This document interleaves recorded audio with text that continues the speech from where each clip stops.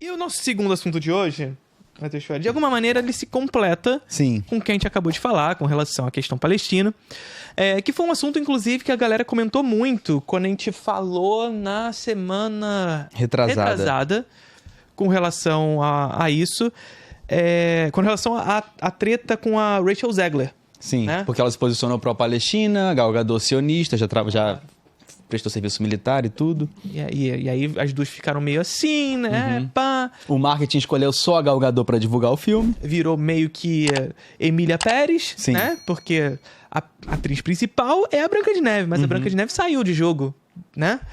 A gente entender como é que funciona as gestões de crise dessas empresas, né? Que é algo que a gente vai falar aqui hoje, inclusive. E aí perguntaram pra gente, será que a Rachel Zegler vai conseguir emprego depois disso? Ou a indústria vai ficar meio marcada como a Melissa Barrera, né? A Melissa Barrera é uma atriz talentosíssima e que tem conseguido outros papéis. Claro que não...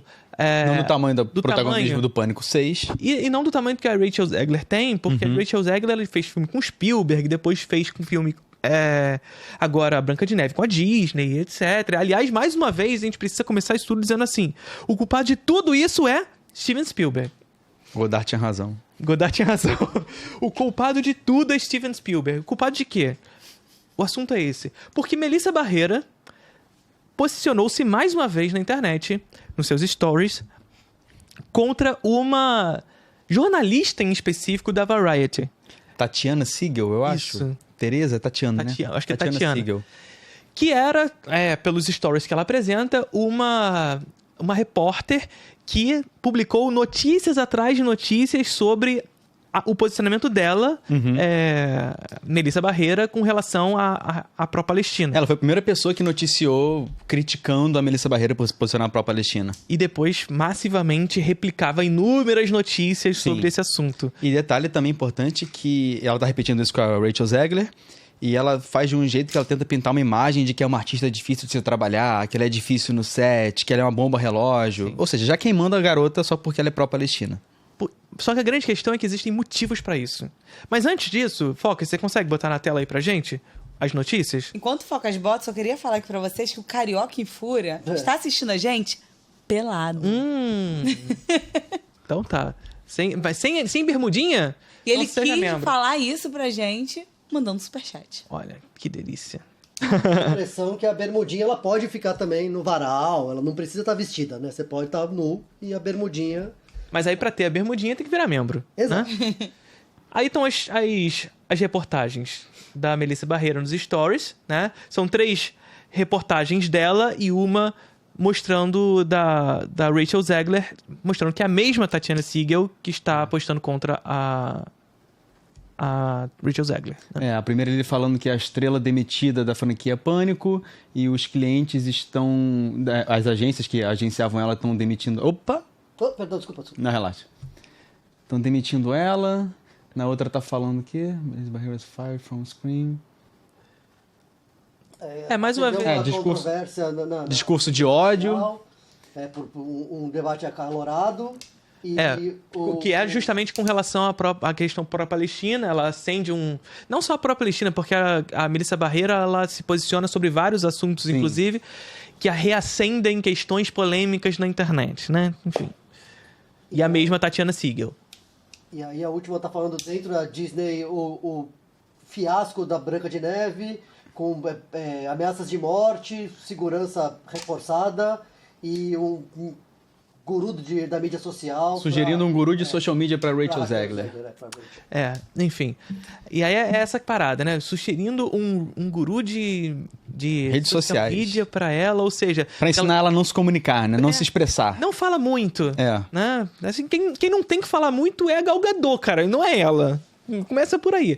Mas assim, a grande parada que a gente precisa ter em mente aqui, que assim como aconteceu com a Melissa Barrera, e é isso que a Melissa Barrera tá denunciando aqui pra gente... O que está acontecendo é a indústria, e mais especificamente a Disney aqui, não assumindo seus BO e culpabilizando o indivíduo com relação a isso. Né? Ou seja, de fato, a Branca de Neve é um fiasco nas bilheterias. Sim.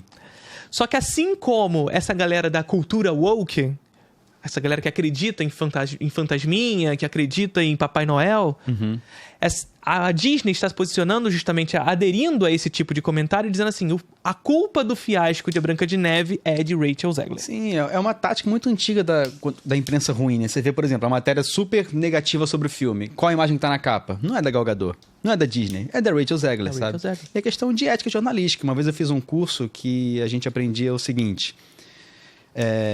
a ética jornalística é um negócio muito sutil no imagético, principalmente nos Estados Unidos, sabe? Eles vão fazer uma matéria sobre um jovem negro que cometeu um crime. Botam um mugshot dele, botam ele com um uniforme de cadeia, botam ele todo sujo, ele sendo algemado. Um branco cometeu um crime, botam uma foto no Facebook dele. Sim. É isso que estão fazendo, pô. É isso. Estão construindo esse imaginário em cima da atriz, botando nas costas dela a culpa do fracasso do filme, sendo que é muito mais complexo do que ela, pô. Sim. Não, e é isso. É como atua os estúdios, né? Como atua a indústria, no final das contas. É você culpabilizar o indivíduo pela culpa que é sistêmica. Ela vira o rosto do fracasso. Ela é o rosto, ela é o problema, né? Porque todas as polêmicas envolvendo Branca de Neve é culpa dela, Sim. não é culpa da empresa, né? Começa por aí. Não é culpa da empresa. Não é culpa, inclusive, da crise do cinema. Da crise dessas porras de filme que a Disney tá fazendo o tempo todo. Sim. Né? Então fica fazendo... Para de fazer essas porra! Não é a Rachel Zegler que escolheu fazer Branca de Neve, tá ligado? Ela não escolheu fazer o live action da Branca de Neve. Vamos capturar esse imaginário, essa nostalgia em torno de um filme de conto de fadas, etc. Gente... Tá ligado? O Carioca Fúria até botou aqui, que na verdade o problema deve ser de todos os live action da Disney que estão Sim. flopando, né? Só que o grande problema é que a gente precisa culpabilizar um indivíduo e um assunto específico que é a cultura woke. E ela representa, de alguma maneira, na sua figura, a ideia da cultura woke. E é curioso que quando tem um fracasso tipo John Carter, a culpa nunca é do protagonista homem, né? Não. Nesse caso é da mulher pró-Palestina. Quando aquele filme lá que tem o Johnny Depp, que ele faz um personagem indígena, e o filme fracassou pra caralho, não era culpa do Johnny Depp. Sim. Só que aí, mais uma vez, o problema é que as pessoas não estão indo é porque não conseguem reconhecer na Rachel Zegler a Branca de Neve. Tá ligado? É isso. Mas conseguem ver o Jake Gyllenhaal como um príncipe da Pérsia. Porra! Não faz menor sentido. Não faz menor sentido. Cara, quando o Homem-Formiga fracassa, a culpa é da Marvel, não do Paul Rudd. Sim. Quando as Marvels fracassa, você bota o rosto lá das protagonistas, pô. É a Brie Larson que é o rosto do fracasso. O rosto do fracasso. E a indústria fazendo de sempre. Perfeito. Nesse caso, com um adicional de pró-genocídio, né? Neonazismo. Perfeito. E aí a gente não cair nos discursos individualistas, porque essa é a prática da indústria, é individualizar a culpa, e isso em todos os assuntos, não é só sobre esse. Você transfere a culpa que é sistêmica para o indivíduo, e a culpa sistêmica que é capitalismo mesmo. É a Disney passando por um processo de crise, um processo de crise dos cinemas, um processo de crise da sua própria realização. A Disney é dona da Marvel Studios dentro do cinema. A Marvel Studios está saturada, digamos assim, ou pelo menos está andando de maneira um tanto diferente do que foi no cenário pré-pandemia. A Disney ainda não encontrou qual é o seu novo padrão, qual é o filme que vai fazer ela voltar a ganhar os dinheiros que ela estava ganhando pré-pandemia. E aqui eu não estou falando que a Disney é uma fracassada, não é isso, mas ela não encontrou o que vai ser o seu projeto daqui por diante, e ela precisa achar um culpado. Porque ela não pode dizer, nós somos o culpado. Porque se a Disney fala, nós somos o culpado... Vai ter CEO demitido, vai ter problema de executivo, de acionista. E vai interferir no próximo filme. Sim. Então eu preciso achar um culpado na produção do filme. Quem a gente vai achar? A menina que ficou se posicionando pró-Palestina, que ficou se posicionando em causas sociais. E eles até fazem um apagamento do fato de que muito antes dela se posicionar, o filme já estava sendo massacrado. Quando sai a primeira foto conceitual, estavam massacrando o filme já, sabe? Perfeito. A questão dos anões, estavam massacrando o filme. Tudo isso foi antes dela se posicionar. Sim. E a gente pensar assim, é aquela questão, a gente vai fazer um projeto de resgatar esses contos de fadas, etc. Só que assim, e aqui com muito pesar, os contos de fadas estão morrendo. As pessoas não querem fantasia mais não, porque o mundo não dá mais isso não. Precisamos do neorrealismo, né? Pois é, tá ligado? Então, hiperrealismo. E é isso.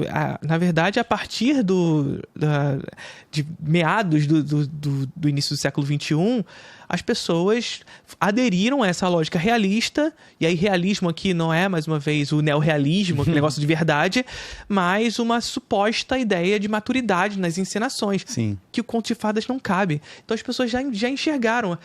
Em Branca de Neve não tem mais fantasia. Tá ligado? Eu vi imagens rolando e aquele velho discurso de sempre. É tudo cinza. Mesma coisa de sempre. Coisa que a gente falou, porra, finalmente, alguma coisa de cor tem em Wicked. Tem a dessaturação, tá ali, mas alguma coisa de cor existe. Mas é isso. Não tem fantasia. Onde as pessoas vão encontrar fantasia? Tá ligado? Enfim. Melissa Barreira se posicionando mais uma vez, como deve ser, e denunciando que mais uma vez essa jornalista que antes estava a perseguindo e tentando culpabilizá-la, portanto, com relação a feitos dessa indústria, agora está atacando uma outra parceira de profissão. E eu apostaria dinheiro que essa Tatiana Siegel não fez uma matéria sobre o sequestro do Hamdan. Ah, não. Não fez. E se fez, é contemporizando. Definitivamente não.